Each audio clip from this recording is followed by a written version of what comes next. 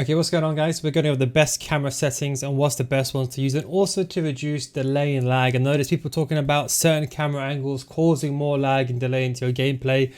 I'm going to go over all that. In fact, let me just go over that bit now, because I think that's how most people are probably going to be here.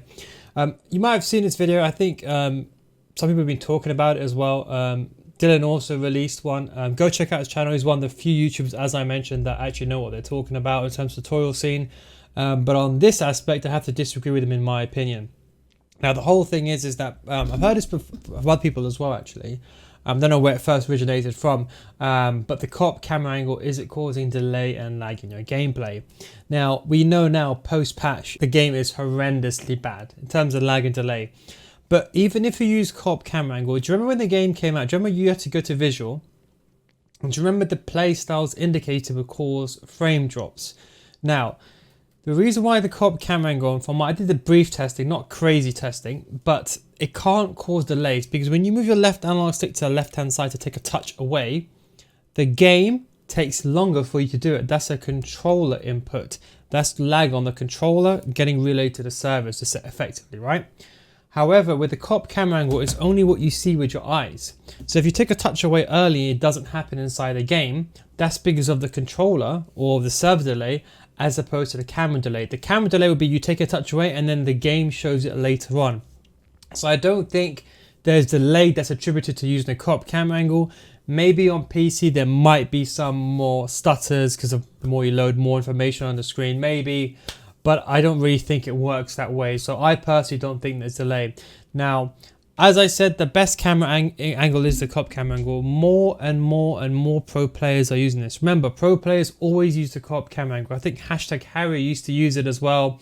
A few other players did, but they used telebroadcast because they were used to it. Now, co-op, as I've always mentioned to you, it allows you to see everything on a pitch. If you're using a camera angle, and this is what's important for defending, telebroadcast, the camera angle sways a lot, okay?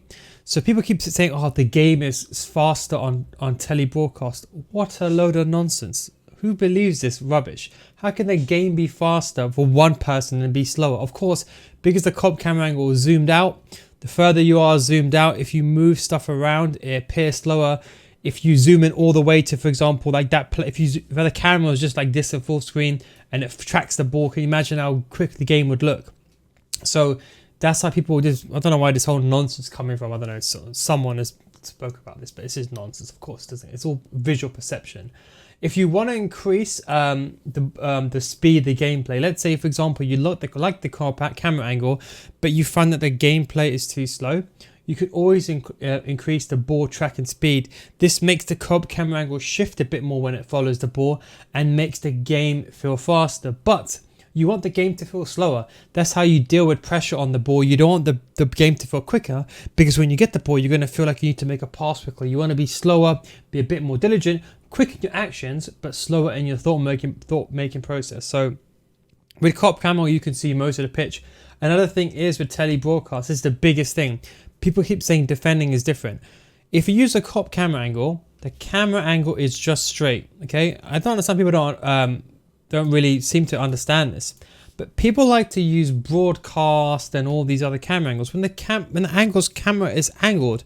So when you press down on your jockey on your left analog stick, it's not going to make you go down as you would literally think down, or can it make you go at a curved angle? So for your brain and your controller to work cohesively without even thinking, if you go down with your left analog stick, you're going to go down. So actually dribbling and everything is better on the co-op camera angle.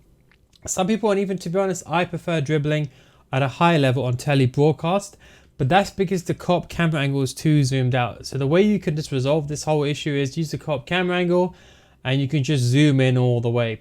To be honest, I would always say a zoom of 10 would be the furthest I would go. I normally go 0 so I can see the entirety of the entire pitch. Now the camera height, this is what's very important. The lower the height is, the more silent the camera will be. Let me try to draw like this. Imagine this is a field, right? This is the field. And imagine you're looking at it from, this is the goal, and you're looking at it from behind. And let's say these are the stands. Maybe this would be the best way of doing it. Now, when the camera angle is on height, for example, there, you're going to be looking at the pitch as if you're sitting at the bottom of the stands near the crowd. the perception between this player and this player, I'm trying to make this another color actually. The perception between this player and this player, it's hard to see because they could be further apart, but they'll look closer because of the way that you're looking at the stadium. However, if the height is higher, and if we do the same things here, we just draw these two players again, this time you're looking for from this kind of field. You can then see the distance between the two players. So not only defending is it important, if you can't handle pressure, maximum height's the best thing. You always want the camera to be as high as possible to give you a bird's eye holistic view of everything, to see the most information on the pitch, as opposed to a low height. So I always max out the height in every single camera angle that I use. Zoom, I would say 0 is the best. If you are using a TV or you sit a bit further away, let's say you've got a 50-inch TV, for example, you could use 10, or if you sit really far, like on a 60-inch TV and you're playing in your living room, you can use 20. I use 20 and 0. For tele broadcast, I think it's just been going around for years. I think maybe like an EA Forums back in the day. But 17 and 3 was kind of the go-to. I always use 20, as I mentioned, and I just adjust the zoom. Normally I got my zoom out all the way because the tele broadcast camera angle is more zoomed in compared to co-op. So if I really want to use tele broadcast and maybe I think co-op is too zoomed out, then the way I get the in-between, the best of both worlds, 2020. So that is how camera angles and what I use. As I said to you, don't forget, because a lot of people, you have to understand as well, maybe not you guys that watch my video, but the masses that play this game, whatever a pro will do, they will just copy it. Even if it's right or wrong, they would do it because they think that's their pro play. They wouldn't understand the reasoning. Co-op camera angle is more of just a thing where you can see more on the pitch. A lot of top tier players and pro players, they look at the radar, and even myself, I look at the radar, but sometimes you can't always see these things and your eyes, they keep looking down at the radar.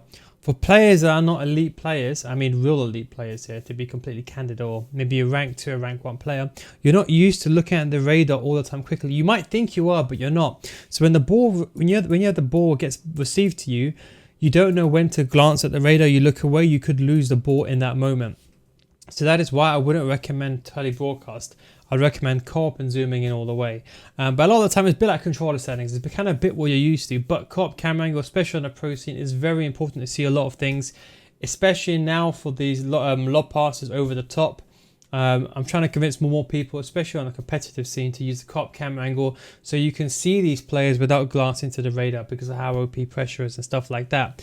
But anyway, guys, that is the best camera angle settings to use, what I use, and also going over this glitch thing.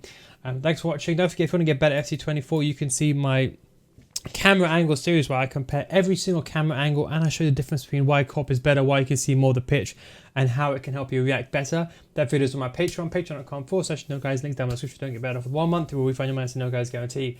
Thanks for watching, take it easy, and catch you next time. Peace out.